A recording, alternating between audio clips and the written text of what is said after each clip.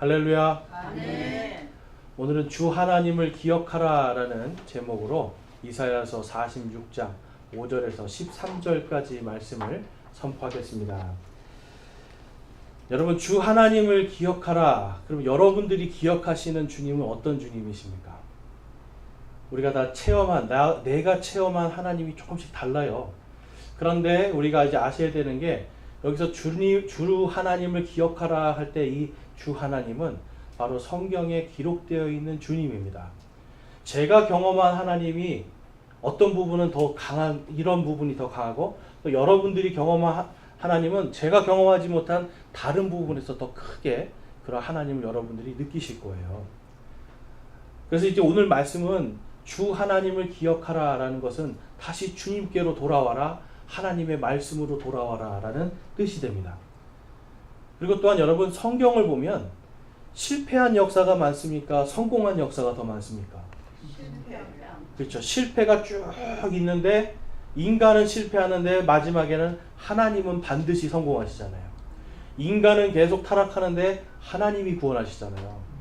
그러니까 하나님의 이 말씀 속에서 주 하나님을 기억하라는 건, 이 하나님의 말씀을 통해서 우리가 하나님이 어떤 분이신지를 기억하고 그분을 신뢰하라는 거예요.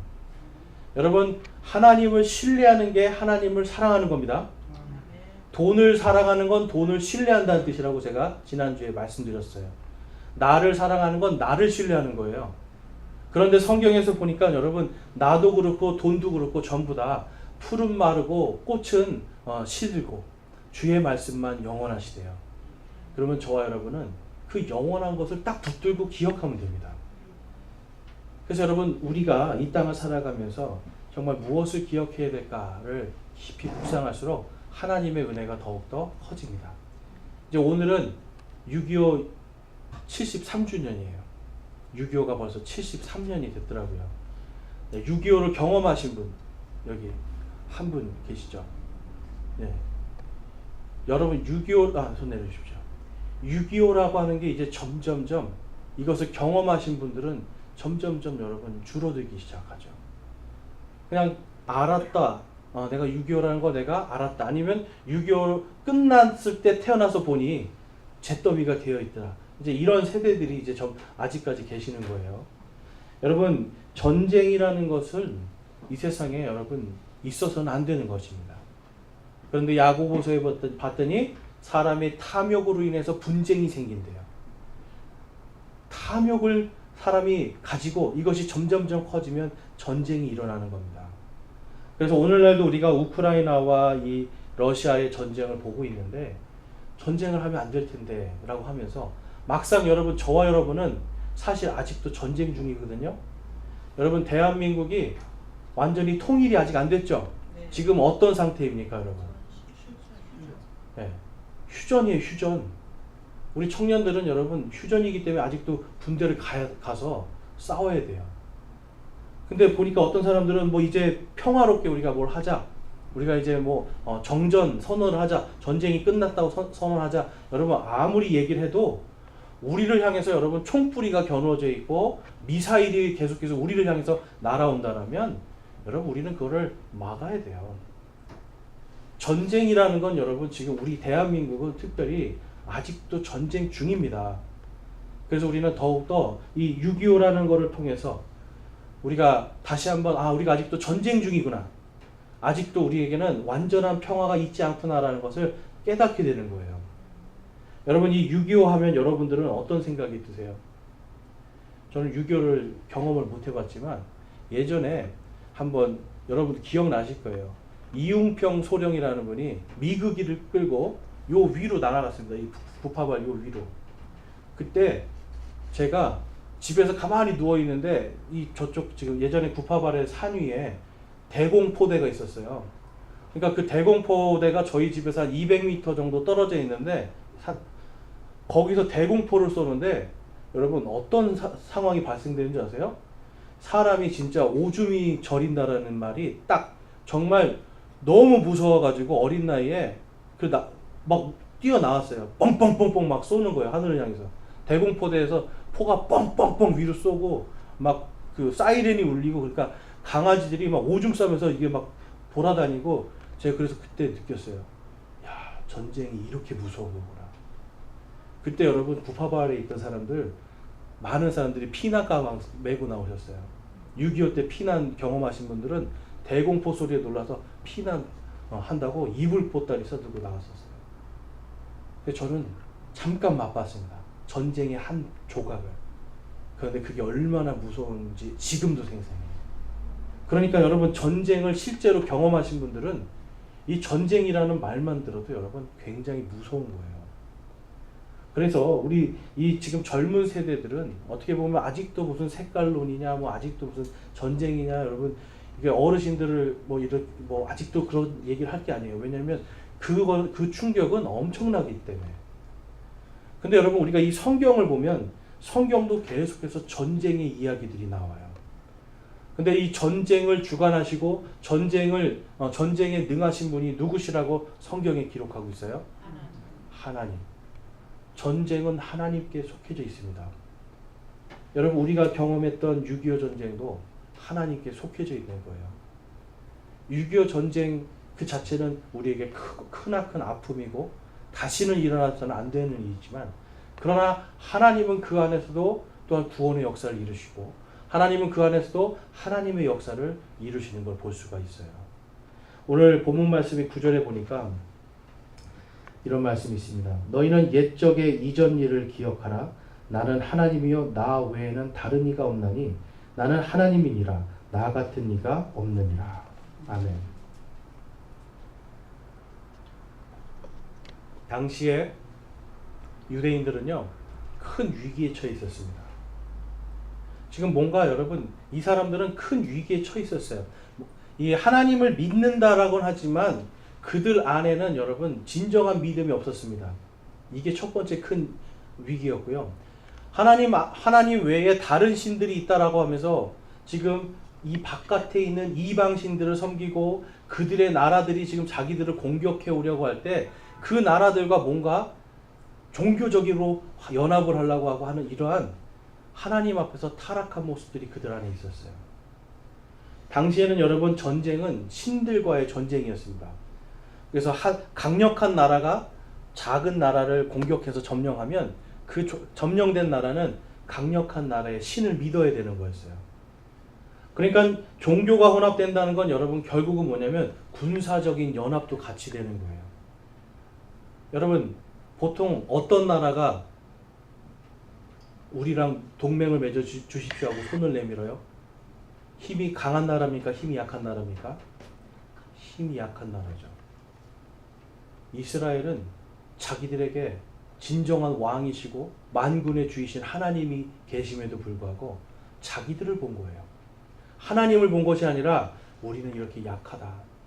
우리는 이렇게 약하다. 자기들을 본 거예요. 그러다가 그들은 결국은 타락의 길로 가게 됩니다. 여러분 6.25라고 하는 부분들에서 많은 사람들이 원인들을 제공해요. 그런데 여러분 6.25에 있어서 가장 결정적인 원인은 뭐였냐면 그때는 우리는 여러분 북한보다 훨씬 남한이 못 살았을 때입니다. 북한은 러시아를 통해서 많은 군수물자도 있었지만 한국은 그런 것도 없었어요.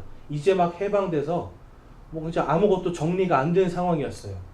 그럴 때 여러분 미국이라는 나라가 도와주고 있다가 그들이 방어선을 뒤로 물르면서부터 갑자기 여러분 힘이 쭉 빠지기 시작했던 거예요. 그러니까 하나님을 믿는 백성들 안에서 여러분 세상을 보는 지혜가 반드시 있어야 되는데 성경에 보면 여러분 하나님께서 하실 수 있도록 우리가 해야 되고 하나님이 주시는 지혜를 가져야 되는데 이 당시에는 어떤 일들이 있었냐면 하나님보다는 우리 민족을 보기 시작했던 거예요, 여러분. 그래서 뭔가 지금 우리 민족이 지금 이제 해방되고 이제 우리 힘으로 뭔가 해보겠다라고 하면서 사실은 하나님이 주시는 지혜보다는 우리 힘으로 뭔가 해보겠다. 그런데 여러분 6.25가 일어날 때 무슨 요일이었어요? 6.25 전쟁이 무슨 요일이었습니까, 여러분? 일요일이었죠. 일요일날 사람들이 다 휴가 나가고 실질적으로는 아무런 힘도 없으면서 우리는 평안하다. 우리는 안전하다. 라고 하면서 그들은 아무런 대비를 하지 않았던 겁니다.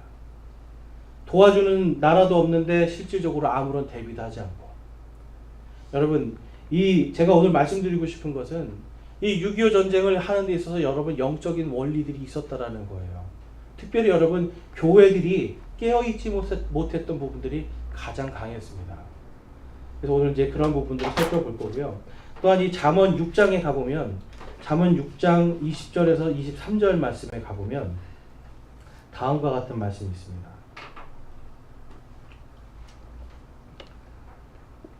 내 아들아 내 아버지의 명령을 지키고 내 어머니의 법을 버리지 말며 그것들을 계속해서 내 마음에 묶어두고 내 목에 메어두라. 22절과 23절 같이 한번 읽어볼게요. 시작. 그것이 그날 내가 다닐 때에 너를 인도하고 내가 잘 때에 너를 보호하며 내가 깰 때에 너와 말하리니 내 명령은 등불이요 그 법은 빛이며 훈계하는 책망들은 생명의 길이니라. 아멘. 여러분 여기서 하나님의 명령들은 결국은 하나님을 사랑하고 이웃들을 사랑하라 라는 이러한 명령들이 있어요. 그래서 보면 아버지들은 보통 명령을 잘하죠. 여러분 아버지들은 명령 잘하지 않습니까? 우리 청년들 어때요? 보통 아버지니까 하는 말은 야 이거 해, 야 저거 해. 명령이 많죠. 그다음에 어머니들은 이제 보면 어머니들은 이제 성경에 보니까 어머니의 법을 버리지 말래요. 어머니들은 명령보다는 야 이런 게 좋은 거야, 이렇게 살아야 돼. 보통 이제 이런 얘기들을 많이 합니다. 물론 아버지들도 야 이렇게 살면 좋아 하지만 그러니까 이렇게 살아 이렇게 가죠. 네. 근데 보니까 이스라엘 백성들은 여러분 아버지에게 하나님께서 주신 권한이 그거였어요. 하나님의 명령들을 가르치는 거였어요. 하나님께서 이렇게 하라고 했어. 그러니까 넌 이렇게 해야 돼. 하나님께서 이렇게 하라고 우리에게 말씀하셨으니까 우리는 이렇게 해야 돼.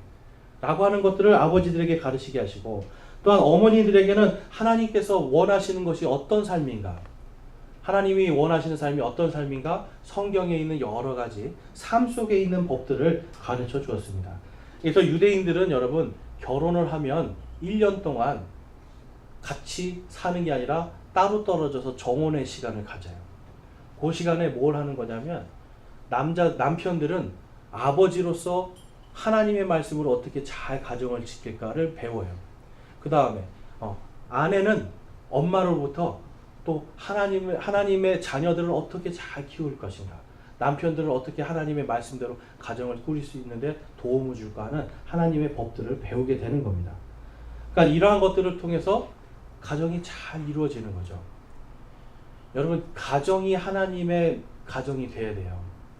마찬가지로 교회도 하나님의 명령과 법을 잘 지키는 법이 돼야 돼요.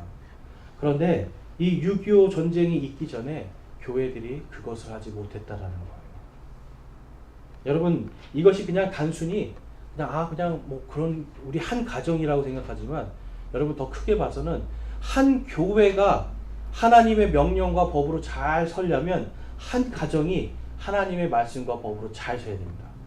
그리고 한 교회가 하나님의 말씀으로 잘 서면 그 교회를 통해서 여러분 세상에 빛이 되는 거야. 하나님의 빛이 되고 하나님의 소금이 되는가라고 하는 것이 결정이 나요. 디모데후서 3장에 가보면 여러분 이런 말씀이 있습니다. 3장 14절에서 17절 가보면, 그러나 너는 배워서 확신하게 된 것들 안에 거하라. 내가 그것들을 누구에게 배운 줄 알며 또 어린아이 때부터 내가 거룩한 성경 기록들을 알았나니 그것들은 능히 너를 지혜롭게 하여 그리스도 예수님 안에 있는 믿음을 통해 구원에 이르게 하느니라. 우리 16절과 17절 같이 읽겠습니다. 시작. 모든 성경 기록은 하나님의 영감으로 주신 것으로 교리와 책망과 바로잡음과 의로 교육하기에 유익하나니 이것은 하나님의 사람이 완전하게 되어 모든 선한 일에 철저히 갖추어지게 하려 함이라. 아멘. 잠언에서 말한 아버지의 법 성경에 써 있죠. 아버지가 가르치는 하나님의 명령 성경에 써 있고, 어머니가 가르치는 하나님의 법은 성경에 다 써 있습니다. 여러분 이 성경이라는 것은 우리가 이 세상을 살아갈 때 하나님을 어떻게 믿어야 되는가, 어떤 하나님을 믿어야 되는가, 우리가 믿는 하나님이 누구인가라고 하는 교리가 정확하게 돼 있어요. 그 다음에 그 하나님을 믿지 않았을 때 받게 되는 하나님의 징계가 정확하게 써 있어요. 그래서 훈계가 들어가죠. 그리고 바로 잡음도 들어가죠. 그리고 하나님이 정말로 원하시는 진정한 믿음은 무엇인가가 기록되어 있어서 하나님의 의가 무엇인지가 그대로 기록된 게 바로 성경입니다. 그런데 보니까 사도 바울이 이야기를 해요. 이 디모데라고 하는 지금 목사에게 어릴 때부터 어린 아이 때부터 성경을 배웠다라고 기록을 하고 있습니다. 여러분 유대인들은 몇 살부터 성경을 배울까요? 몇 살부터 배울 것 같으세요? 3살이요? 네. 5살? 대충 이제 좀 알아들을만 할 때 배울 것 같죠? 근데 유대인들의 성경 교육은 1살 때부터입니다. 1살.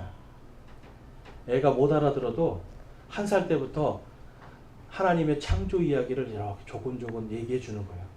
아빠가 가서 야 하나님이 우리를 창조하셨어.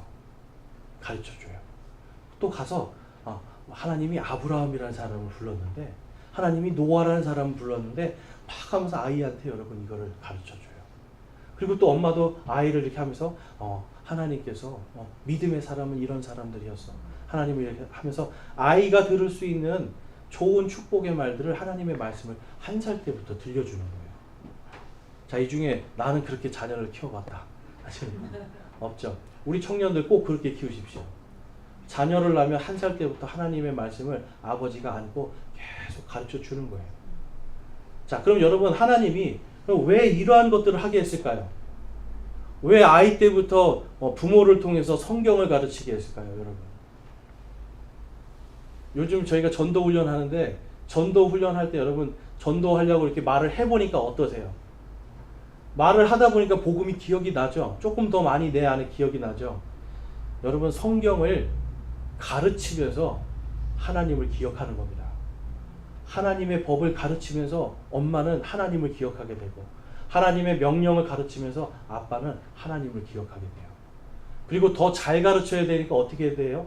성경을 봐야 되고 또 더 잘 가르쳐야 되니까 가서 성경 공부도 해야 되고 그러니까 여러분 하나님은요 이 성경 말씀을 1살 때부터 배우는 자도 하나님을 기억하게 하시고 가르치는 자도 하나님을 기억하게 하시는 거예요. 어떻게 보면 여러분 전도라는 것도 저는 이 비슷한 맥락이라고 생각을 해요. 우리가 전도를 안 할 때는 복음이 우리 인생에 별로 그렇게 중요하지 않게 여겨집니다. 그냥 하나님 믿지, 예배 드리지. 그러다 보니까 예배가 중요해지기 시작해요. 그런데 전도를 하기 시작하면 복음이 자꾸 중요해지기 시작하죠. 복음의 말씀이 기억이 나고 또 나를 구원해 주신 하나님을 기억하게 되고 나를 위해 십자가에 달려 죽기까지 살아가신 예수님의 사랑이 기억이 나고 예수님이 세상 끝까지 너와 함께 하겠다 하신 그 임마누엘을 통해 내가 용기를 얻는 거예요. 여러분 우리는 이 땅을 살아가면서 계속해서 하나님을 기억해야 됩니다. 그런데 하나님을 잊으면 오늘 이 이사야서 말씀에서 나온 것처럼 하나님께서 그들을 징계하겠다라고 말씀을 해요. 그리고 또한 그 징계는 그냥 징계로 끝나는 것이 아니라 바로 그 징계를 통해서 내가 너희를 다시 회복시키고 내가 너희를 구원하리라라고 하시는 그 사랑의 약속이 들어가 있는 겁니다. 그래서 여러분 우리는 오늘 이 하나님께서 오늘 우리에게도 동일하게 말씀하시는 거예요. 주 하나님을 기억하라. 너희는 나를 기억하라. 바로 그 나를 주 하나님을 기억하는 그 믿음이 있을 때 우리는 정말 하나님께서 우리를 불러주시고 우리를 구원하신 그 목적에 합당한 삶을 살게 됩니다. 당시에 여러분 이 시대적인 배경을 좀 살펴보면 종교는 막 혼합되어 있었고요. 사람들은 하나님도 믿고 이방신도 믿고 있었어요. 하나님도 믿지만 이방신을 믿는 걸 위해서 자신들의 금과 은을 아낌없이 투자했습니다. 자, 여러분 제가 질문 하나 할게요. 여러분 다 돈 많으시죠? 네. 교회에 좀 투자 좀 하십시오, 여러분. 네. 어떤 분은 속으로 저 목사 미쳤네. 여러분, 네. 제가 그냥 예문을 드리는 거예요. 교회를 위해서 여러분 투자하십시오. 그럼 여러분 투자하실 거예요? 네, 아멘 하시는 분도 있고. 네. 많이 가질수록 말을 못하기 시작합니다. 자, 근데 여러분들이 지금 제가 좋은 만약에 소스를 드려서 지금 요 부파바 산 뒤에 여기 이제 재개발되는데 한 1인당 1억씩 투자하면 한 3억 법니다. 여러분 투자하시겠어요? 안 하시겠어요? 네, 끄덕끄덕 하시네요. 자, 하나님의 교회를 위해서는 좀 생각해 볼까 하지만 저쪽에 땅을 투자하면 3억 번다 그러면 내가 투자할 수 있어. 여러분 그러면 이건 쉽게 말해서 누구를 더 사랑하는 겁니까, 여러분? 돈을 더 사랑하는 거죠. 저 진짜 여기 투자하는 거 아닙니다, 여러분. 저희 별로 필요 없습니다. 여러분 당시의 사람들은 다 이런 식이었다라는 거예요. 내가 뭔가 더 유익함을 얻기 위해서 자기의 주머니를 아낌없이 털었지만 실질적으로 하나님께는 나올 때는 어땠어요? 하나님께 그래 요거는 내가 드리라고 했으니까 요거 드리라 했으니까 요거 딱 주는 거예요. 성전세 반세개를 내라니까 그래 요거 안 내면 내 체면이 뭐가 돼? 딸그랑 넣는 거예요. 그리고 또 11조 내라고 했으니까 그냥 내 체면상 또 내는 거예요. 여러분 하나님이 돈이 없으셔서 내라고 했겠어요? 아니에요. 당시에도 하나님은 돈이 없어도 사실 수 있는 분이에요. 그렇지만 그 11조를 통해서 또 성전에 내는 성전세를 통해서 성전을 운영하고 또 가난한 사람들을 돕고 하나님의 일을 하도록 하게 하기 위해서 하나님이 얼마나 사랑의 하나님이신지를 증명하기 위해서 그러한 헌금들을 내게 한 거예요. 그런데 사람들은 이것을 내기 싫은데 억지로 내기 시작했고요. 그 다음에 다른 사람들을 사랑하기보다는 나를 높이기 위해서 내기 시작한 거예요. 예수님 당시에도 보니까 성전에 이 헌금궤가 있었죠. 연보궤라고 해서. 그래서 그게 이제 그 쇠로 된 이렇게 된 위에는 이제 깔때기처럼 돼 있어요. 위에는 크고 이렇게 동전이 들어가게 만들어진 구조였습니다. 그러니까 과부는 가지고 있는 거 전 재산 2랩돈을 탁 하니까 딸그랑 소리가 나는데 부자는 돈을 이만큼 갖고 와서 쫙 부으니까 어떤 소리가 나요? 쫙 하면서 거기서 뿌듯하게 서 있는 거예요. 나는 이렇게 나는 잘한다. 사람들은 박수를 치는 거죠. 야, 믿음이 정말 좋습니다. 여러분 사람들은요 자꾸만 뭔가 보여지는 것 쪽으로 근데 실질적으로 하나님의 말씀을 사랑하지도 않으면서 자꾸 경건의 모습들로만 내가 뭔가 하나님께 할 걸 다 했다라고 생각을 하는데 오늘날 모습과 당시의 이 유대 왕국의 모습이 똑같았습니다. 그런데 여러분 하나님께서 이 이사야를 통해서 그리고 예레미야를 통해서 계속 말씀하세요. 수많은 대언자들을 보내서 너희가 이렇게 계속 살면 망하게 되리라. 너희가 이제는 돈이 아니라 이제는 헌물이 아니라 제사가 아니라 나에게 대한 순종과 믿음을 보여라라고 하지만 이들은 계속해서 하나님을 좀 믿어야 복을 좀 받을까? 뒤로 가서는 다른 신을 좀 믿어야 복을 받을까? 아이고 다른 나라도 좀 우리가 손잡고 강하게 해보자. 이러한 시대를 살고 있었던 겁니다. 결국은 여러분 이 혼돈의 시대 속에서 하나님이 선택해야 될 것은 아무리 외쳐도 돌아오지 않으면 뭘 하셔야 돼요?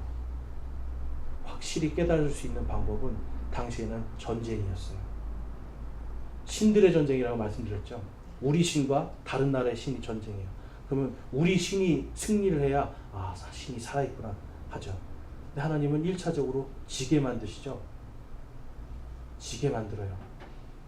하나님이 안 계셔서 지는 게 아니라 하나님은 전쟁이 아니라 더 놀라운 권능으로 이길 수 있게 해주시는 분임을 보여주는 거예요. 오늘 본문 말씀에 5절에서 7절 말씀까지 가보면 그들의 믿음이 이제 그대로 드러나 있습니다.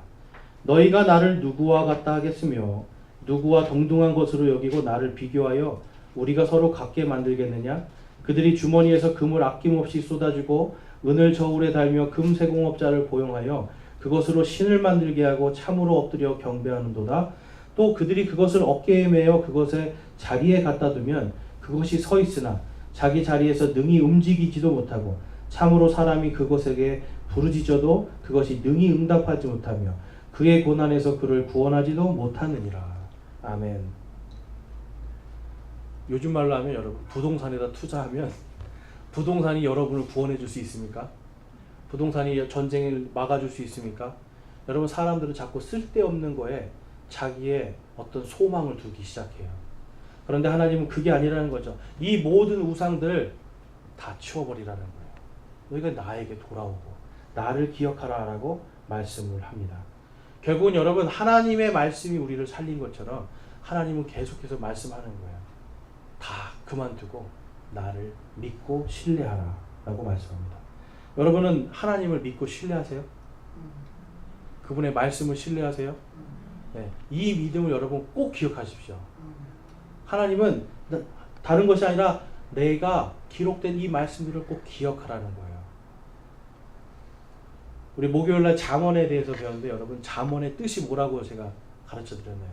목요일날 오신 분들 잠언의 뜻, 이 잠자가 무슨 한자의 잠은 무슨 뜻이냐면 침이라는 뜻이 있습니다. 침, 찌르는 침. 그러면 잠언, 어는 말씀 어자거든요. 그럼 잠언은 무슨 말씀이에요? 찌르는 말씀이죠. 그런데 여러분 침을 놓으면 사람이 낫습니까? 안 낫습니까? 낫죠. 맞을 때는 아프죠. 핵심을 찌르는 거예요. 우리의 마음과 생각 속에 있는 그 핵심을 찔러가지고 우리의 영과 혼이 바뀌게 만들어주는 게 잠언이고요. 우리의 이 육신적인 생각들을 골수와 뼈들을 둘로 쪼개가지고 내가 이거 하나님 앞에 잘못하고 있었구나 라고 하면서 하나님을 두려워하는 그 지혜가 시작되고 하나님을 두려워하는 지식이 시작되기 시작하는 것, 그것이 잠언이라고 제가 말씀을 드렸어요. 히브리어로는 또 마샬이라는 뜻이, 마샬이라고 부릅니다. 영어에서도 동등한 뜻인데 마샬이라는 건 통치하다라는 뜻이 있어요. 통치자. 그러니까 하나님의 말씀이 너희를 통치하게 하라 해서 주신 게 잠언이에요. 잠언에 봤더니 여러분 하나님이 계속 강조하는 거는 예배도 아니에요. 헌금도 아니에요. 내 말들을 지켜 행하라는 거예요. 나를 기억하고 나를 두려워하라는 거예요. 그러면서 또한 나를 사랑하라라고 말씀을 합니다. 그래서 히브리서 4장 11절 12절에서는 그 말씀 하시는 거예요. 하나님의 말씀은 살아있고 권능이 있으며, 우리가 계속 한번 같이 읽어보겠습니다. 시작. 양날 달린 어떤 검보다도 예리하여 혼과 영과 및 관절과 골수를 찔러 둘로 나누기까지 하고 또 마음의 생각과 의도를 분별하시는 분이시니 그분의 눈앞에서 드러나지 아니하는 창조물이 하나도 없고 모든 것이 우리와 상관하시는 그분의 눈에 벌거벗은 채 드러나 있느니라. 아멘. 하나님의 말씀은요 살아있습니다. 여러분 하나님의 말씀이 살아있다는 걸 믿으세요? 여러분 하나님이 살아계시기 때문에 하나님의 말씀이 살아계시는 거예요. 그리고 하나님의 말씀이 살아있기 때문에 오늘 저와 여러분이 내가 예수님을 믿고 구원받았습니다 라고 하는 이 믿음의 고백이 여전히 살아있는 거예요. 그리고 구원받은 모든 자들은 성령께서 부활하는 그날까지 봉인해 놓으시고 구원을 끝까지 보증해 주시는 분이라고 하는 이 말씀이 살아있기 때문에 우리가 구원의 확신을 가질 수 있는 겁니다. 여러분 이 말씀들이 살아있다는 걸 믿으십니까? 그러면 다른 말씀들은 어때요? 구원의 말씀 말고 다른 말씀들, 이 말씀들도 다 살아있죠. 여러분 하나님의 말씀이 살아있는데 이 말씀이 여러분 살아있는 것은 우리의 혼과 영이 쪼개지는 거예요. 나의 잘못된 생각들과 나의 잘못된, 하나님이 아니라 다른 거를 탐내는 이러한 생각들과 나의 믿음이 쪼개져서 필요 없는 것들은 잘라져 나가고 하나님께로 내가 돌아가게 하는 것, 하나님을 기억하게 하는 것, 그게 살아있는 말씀이죠. 또 내 안에 있는 육신이 정욕과 탐욕 속에서 하나님이 아니라 세상만을 바라보고 하나님은 그냥 내 가슴에 다는 배지 정도로, 내 목에 다는 목걸이 정도로, 아니면 내 머리에 쓰는 모자 정도로 하나님을 장식품으로 달고 다니지 않도록 하는 게 하나님의 말씀이에요. 여러분 믿음은 있다고 하지만 유대인들은 여러분 지금도 그렇고 이 이사야 당시에도 그렇고 믿음이 자신들의 어떤 하나의 나를 드러내 보이는 상징 배지 같은 거였어요. 나는 이렇게 잘해. 나는 성전에서 이렇게 잘해. 요즘 말로 하면 나는 저교회 다녀. 배지 딱 달고. 나는 새벽기도 뭐 전도왕이야. 난 새벽기도 뭐 몇 년 동안 안 빠졌어. 하는 뭐 이런 배지 하나씩 다 달고 나는 이렇게 믿어라고 하는 이러한 배지 하나씩 달고 있는 거, 여러분 그 자체도 아무것도 아니라는 거예요. 제가 늘 말씀드리죠. 우리의 믿음은 어제도 아니고 내일도 아니고 언제라고요? 자, 지금이에요. 지금. 지금 내가 하나님의 말씀을 그냥 단순히 내가 교회를 다니고 하나님을 믿는다는 게 그냥 나를 드러내는 어떤 하나의 배지가 아니라 정말로 하나님의 말씀을 기억하고 내 영과 혼이 쪼개져야 되고요. 내 골수와 관절들이 쪼개져서 정말로 하나님을 사랑하고 그분을 바라볼 수 있는 믿음으로 돌아서는 것. 여러분, 이게 하나님의 말씀입니다. 하나님의 말씀이 여러분 안에 지금 살아서 역사하고 있습니까? 저도 부끄러워서 하는 말이에요.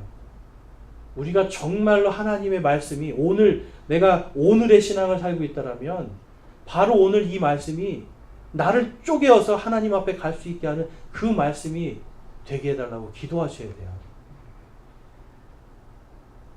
예레미야서 9장에 가보면 다음과 같은 말씀이 있습니다. 9장 23절 24절 주가 이같이 말하노라 지혜로운 자는 자기 지혜를 자랑하지 말고 용사는 자기 힘을 자랑하지 말며 부자는 자기 재물을 자랑하지 말라. 오직 자랑하는 자는 이것 즉 자기가 깨달아 나를 아는 것과 또 내가 땅에서 인자함과 공의와 의를 집행하는 주라는 것을 자랑할지니라. 나는 이 일들을 기뻐하느니라. 주가 말하노라. 아멘. 고린도전서 1장 31절에 가면 자랑하는 자는 주를 자랑하라 라는 말씀이 있어요. 지금 요 예레미야서 9장 말씀을 인용해서 쓴 말씀이에요. 이 말씀을 보니까 지금 여러분 뭘 자랑하지 말라는 거 말씀하고 있어요. 뭘 자랑하지 말아라? 지혜를 자랑하지 말아라. 사람의 지혜는 여러분 거기서 거기에요. 그렇죠? 그 다음에 용사들은 자기 힘을 자랑하지 말래요. 여러분 제가 예전에 힘이 엄청 셌거든요.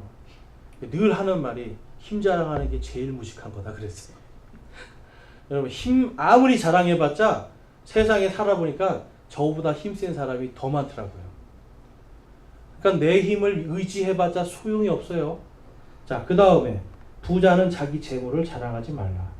여러분 왜 이러한 것들을 자랑하지 말라고 할까요? 풀은 마르고 꽃은 시드나 주의 말씀은 영원하노라.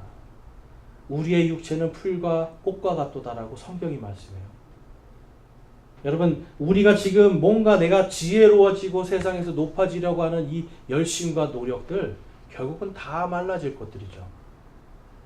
우리가 지금 뭔가 벌어보겠다고 투자하는 것들 결국은 여러분 하나님의 말씀 안에서는 다 아무것도 아닌 게 되는 거예요.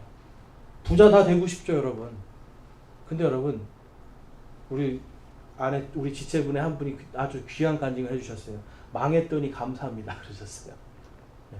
망해보니 감사합니다. 왜 감사해요 여러분? 재물이 다가 아니라는 걸 알게 해주시는 거죠.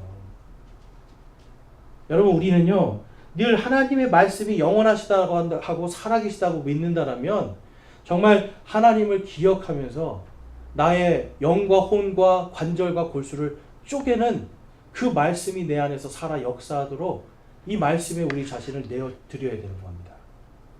그런데 자꾸 말씀은 그래도 나는 하지 않으리라. 이러면 그때부터 문제가 심각해지는 거예요. 여러분 6.25 전쟁이 일어나기 전에 여러분 북한은 어떤 곳이었습니까? 여러분 북한은 어떤 곳이었어요 원래? 조금 잘 사는 거 그렇죠. 조금 더가 아니라 사실 많이 잘 살았어요. 그리고 여러분 거기에 남한보다 교회가 더 많이 있었습니다. 믿는 사람들이 더 많이 있었어요. 자, 근데 지금 어떻게 됐어요? 믿는 사람들이 많고 교회도 그렇게 많은데 거기에 뭐가 들어섰어요 여러분? 공산주의가 들어섰죠. 공산주의는 여러분 뭐에서 시작되냐면 신은 없다부터 시작이 돼요. 공산주의하고 사회주의 이념은 첫 번째로 신은 없다부터 시작됩니다. 그럼 여러분 우리는 하나님의 말씀이 살아있다고 믿잖아요. 하나님이 계시다고 믿잖아요. 그러면 공산주의와 사회주의는 우리하고 어떤 관계인 거예요? 서로 완전히 반대예요. 신은 없다고 하는 사람들과 신이 있다고 하는 사람들은 완전히 다른 쪽에 서 있는 사람들이에요. 그런데 여러분 그렇게 많은 교회와 그렇게 많은 성도들이 있었던 바로 그 교회가 그렇게 많았던 그 북한이 그러면 어떻게 하다가 공산화가 될 수 있었을까요? 제가 좀 자료를 찾아보니까 여러분 김일성은 주일학교를 다녔던 사람입니다. 그럼 하나님을 알아요, 몰라요? 외할아버지는 그 장로 겸 목사였습니다. 외삼촌도 목사였습니다.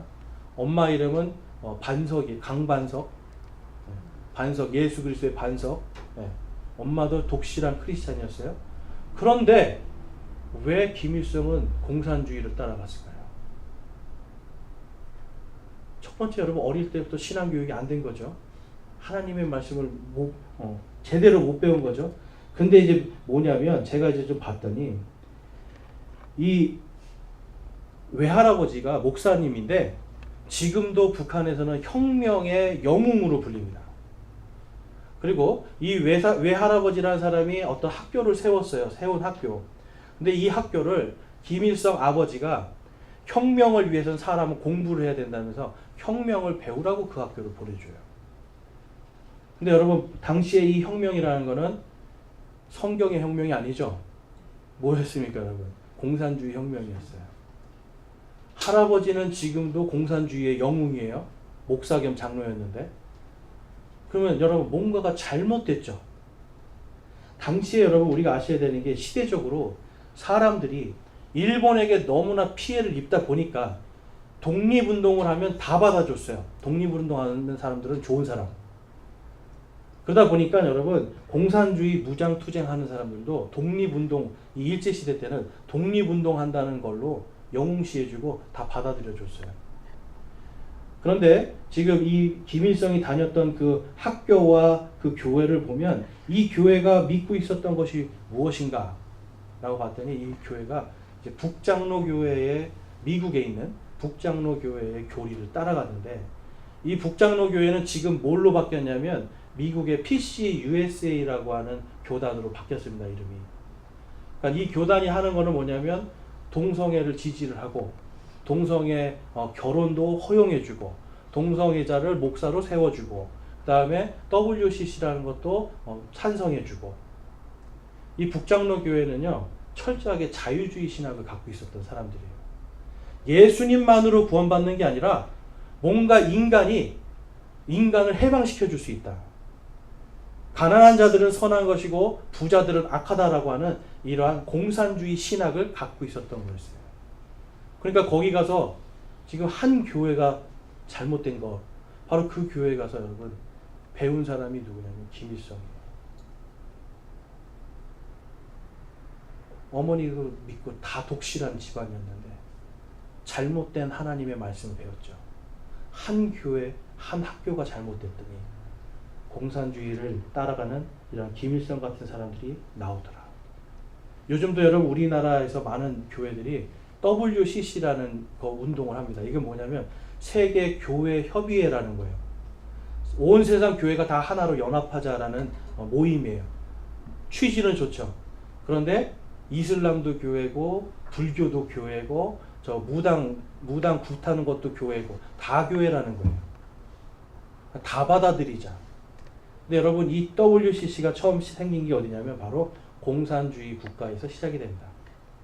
공산주의자들이 교회들은 있고 이 사람들을 통제해야 되는데 박해를 했더니 더 커져요. 더 반발해요. 그러니까 뭐냐면 우회 정책을 쓴 거예요. 그냥 공산주의 사상하고 버무려 버리기 시작한 거예요.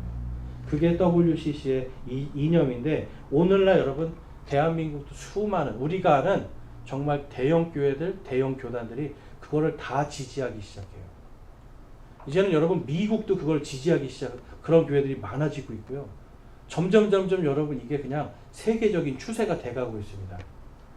그러니까 교회가 여러분 지금 세상에 빛이 못 되고 있는 결정적인 이유, 살아계신 하나님의 말씀을 기억하지 못하는 거예요. 말씀에 그렇게 있어도 우리는 다르게 믿겠다. 여러분 하나님의 말씀을 다르게 믿는 게 교회입니까? 제가 한번 여쭤볼게요. 하나님의 말씀 그냥 딱 한 가지로 예수 그리스도 외에 다른 데에 구원이 있다라고 하면 여러분 그것이 교회입니까? 아니요. 그건 교회가 아니죠. 그런데 여러분 그런 교회가 지금 10만 명, 8만 명 대형 교회를 이루고 사람들이 거기 가서 하나님께 경배한다고 예배하고 있어요. 자기가 뭘 믿는지도 모르는 거예요. 마치 이사야 당시에 유대인들처럼 내가 누구에게 절하는지도 모르는 거예요. 내가 누구를 믿고 있는지도 모르고 내가 여기에서 왜 예배를 드리는지도 모르는 거예요. 그냥 하라니까 하는 거죠. 여러분, 저희 교회는 이러한 사람들이 생기면 안 되는 거예요. 그러기 위해서는 자꾸만 우리가 하나님의 이 말씀을 기억해야 됩니다. 자꾸만 기억해서 그분을 불러야 되는 거예요. 그래서 이러한 것들을 하나님께서 이 유대인들이 도저히 계속해서 아무리 말해도 듣지 않으니 하나님의 결론은 다음과 같이 나와 있습니다. 본문 10절에서 13절 말씀에 가보면 내가 처음부터 결말을 밝히 알리며 아직 이루지 아니한 일들을 옛적부터 밝히 알리고 이르기를 나의 계획이 설터이니 내가 나의 기뻐하는 일을 모두 이루리라 하였노라. 내가 동쪽에서 굶주린 새를 부르되 곧 먼 나라에서 나의 계획을 집행할 사람을 부르리라. 참으로 내가 그것을 말하였은즉 또한 그것을 이룰 것이요 내가 그것을 작성하였은즉 또한 그것을 행하리라. 누구를 부른대요? 동쪽에서 보니까 굶주린 새를 부른대요. 영어로 가보면 이 굶주린 새가 까마귀라고 나와 있습니다. Ravenous bird라고 해서 이 까마귀예요. 까마귀. 근데 한국 성경에는 이거를 동쪽에서 독수리를 부른다고 번역을 해가지고, 물론 독수리가 썩은 거 먹지만, 근데 여러분 그 이제 번역 잘못된 것 때문에 동방의, 자기가 동방의 독수리라고 하면서 동방이 대한민국이다 주장하면서 이제 거짓 재림 예수들이 많이 나왔어요. 근데 지금 여기서 보면 동방의 굶주린 새들은 지금 이스라엘을 잡아먹기 위해서 오는 굶주린 새들이에요. 첫 번째로는 여러분 바빌론이라는 이제 왕국이 나타나고 그 다음에 페르시아라는 왕국이 나타나요.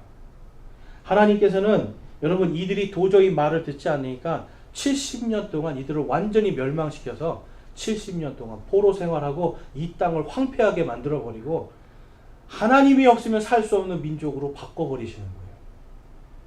하나님께 드릴 여러분 양도 없고요, 소도 없어요. 하나님께 드릴 아무런 헌물이 없어요. 왜냐하면 포로니까. 그럼 그때는 여러분 뭐만 남아요? 하나님께 드릴 제사 드릴 게 아무것도 없어요. 말씀만 남는 거예요. 그렇죠? 그래서 여러분 유대인들이 지금도 회당에서 성경을 읽는 게 바로 이때, 포로기 때 생깁니다. 하나님께 드릴 헌물이 없으니까 말씀으로 자꾸 드렸던 거예요. 말씀을 읽고 그대로 행하겠다. 말씀을 읽고 행하는 걸로 내 자신을 하나님께 헌물로 드려야 되겠다. 그랬더니 여러분 예배도 사라지고 뭔가 하나님에 대한 것이 사라졌는데 뭐가 더 세워지기 시작해요? 믿음이 세워지기 시작하는 거예요. 살아있는 하나님의 말씀이 들어가니까 다니엘처럼 여러분 그냥 사자굴도 들어가는 거예요. 다니엘의 새 친구들처럼 여러분 불 속도 들어가는 거예요. 왜냐하면 하나님께 드릴 게 내 인생밖에 없거든요. 여러분 우리가 하나님께 완전히 모든 걸 다 잃었을 때, 아무것도 없을 때 하나님께 뭘 드리겠습니까 하면 여러분 제 생명밖에 드릴 게 없습니다. 이 답이 나오는 거죠. 하나님은 거기에서부터 다시 시작하시는 거예요. 그래서 하나님은 전쟁을 일으키실 것을 말씀합니다. 12절과 13절에 가보면 마음이 완악하여 의에서 멀리 떠난 자들아 너희는 내 말에 귀를 기울이라. 내가 나의 의를 가까이 가져올 터인즉 그것이 멀리 있지 아니할 것이요 나의 구원이 지체하지 아니하리라. 내가 나의 영광 이스라엘을 위하여 구원을 시온에 두리라. 아멘. 완전히 망하게 하지만 또 뭘 해주신대요? 하나님께서 구원해 주신다. 제사가 아니라는 거예요. 너희들이 의로 믿음으로 돌아오면 내가 너희를 구원해 주리라. 그래서 하나님 그것을 내가 이미 계획을 세웠고 내가 기뻐하는 대로 그것을 행하겠다라고 딱 선포를 하십니다. 여러분 오늘날도 지금 이 예수 그리스도의 바로 이 구원이 이스라엘에 있는 예루살렘에 서 있습니다. 하나님께서 지금 이스라엘을 위해서 시온에 바로 구원을 두겠다라고 약속하셨기 때문에 이 시온은 오늘날 예루살렘 성이 서 있는 곳이 시온산이에요. 제가 늘 말씀드리죠. 예수님이 다시 오실 때 어디로 오신다고요? 북한산으로 오세요? 네? 우리 마음으로 오세요? 예루살렘 앞 동쪽 올리브산으로 오시는 거예요. 예수님이 어디에서 십자가에 매달려 돌아가셨어요? 여러분? 북한산에서 돌아가셨어요? 예루살렘에 있는 갈보리산. 거기서 예수님이 피 흘려 돌아가셨기 때문에 그 피로 우리가 구원받았잖아요. 그 피를 믿는, 이제 앞으로 믿게 될 유대인들, 바로 그 예루살렘에, 그 시온에 둔 예수님의 그 구원을 믿고 구원받게 되는 겁니다. 그리고 끝까지 믿지 않으니까 하나님이 결국은 온 땅에 재앙을 내리시고, 믿는 자들은 다 들어 올려서 공중에서 예수님과 아름다운 혼인잔치를 하게 하시고, 땅에는 7년 동안 환난과 재앙을 뿌리시면서 결국은 끝까지 믿지 않는 자들 믿게 하시고, 다시 어디로 오신다고요? 예수님께서 예루살렘 앞 동쪽 올리브산, 바로 그곳에서, 그 시온에서 구원이 임하게 하시는 거예요. 여러분, 한 교회가 말씀으로 온전히 서지 못하니까, 또한 전체 교회들이 말씀으로 온전히 서지 못하고 그냥 무엇이, 그냥 인간이 보기에 독립운동이 좋다고 막 하다 보니까 공산주의도 받아들이고 그냥 다 받아들이고 좋은 게 좋습니다 하다 보니까 여러분 끔찍한 일이 벌어졌잖아요. 오늘날 여러분 우리도 마찬가지입니다. 하나님을 기억하지 못하고 자꾸 돈을 더 기억하기 시작하고 그냥 좋은 게 좋다고 하나님의 말씀이 아니라 사람의 말들, 세상의 유치한 교리들을 따라가기 시작하면 여러분 결국은 하나님의 방법은 한 가지밖에 없는 거예요. 부서뜨리고 쪼개어서 나누는 것밖에 없어요. 저와 여러분이 오늘 이 말씀을 통해서 정말 우리가 무엇을 해야 되고 우리가 무엇을 믿어야 되고 어떻게 믿어야 되는지 깊이 묵상하기 바랍니다. 하나님은 그것을 짧게 말씀하시는 거예요. 나를 기억하라. 저와 여러분이 하나님의 살아있는 말씀을 기억함을 통해서 이제는 여러분 우리의 길이 멸망의 길이라 하나님의 이 심판의 길이 아니라 하나님의 구원 가운데 기쁨과 행복 속에서 주님과 함께 걸어가기를 원합니다. 임마누엘의 하나님과 용기 있게 나가기를 원합니다. 오늘 이 시간 그것을 함께 간구하면서 기도하겠습니다.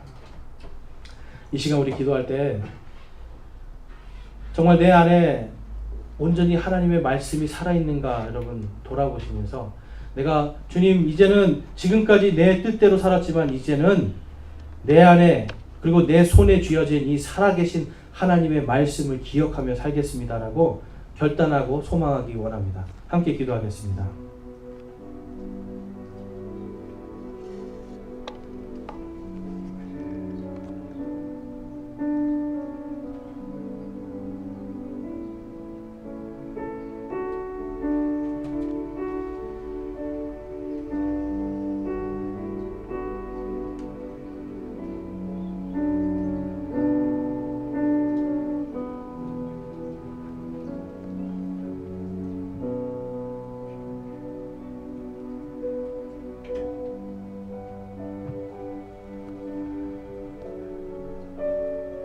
오늘 말씀을 통해서 나는 이제 살아계신 하나님의 말씀을 온전히 믿고 기억하는 삶을 살기를 소망합니다 하시는 분들 우리 손을 들어서 하나님께 마음을 드리겠습니다.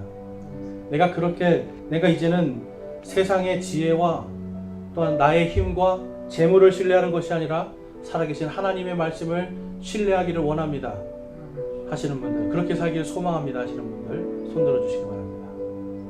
감사합니다. 손 내려주시고, 내가 이제는 하나님의 말씀을 늘 기억하기 위해서 더욱더 하나님의 말씀을 가까이 하는 삶을 살기를 소망합니다 하시는 분들 손을 들어 마음을 드리겠습니다. 감사합니다. 손 내려주시고, 여러분들이 이제는 종교가 아니라 살아계신 하나님의 말씀을 기억함으로 하나님 안에서 더욱더 성장하고 권능 있는 삶을 사실 수 있기를 주님의 이름으로 축원합니다.